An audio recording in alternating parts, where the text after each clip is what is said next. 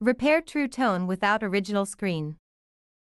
Choose the adapter that matches with the phone and screen model. Buckle it on FC01 programmer. Connect the device to the computer.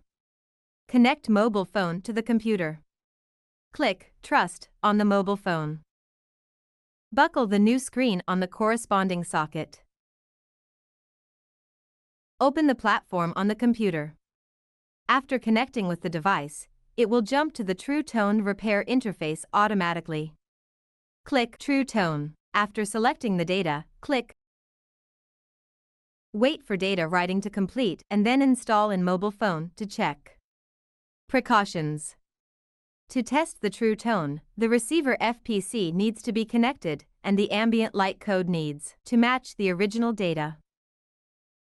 You can also choose other two methods to repair True Tone. Click the drop-down menu of True Tone.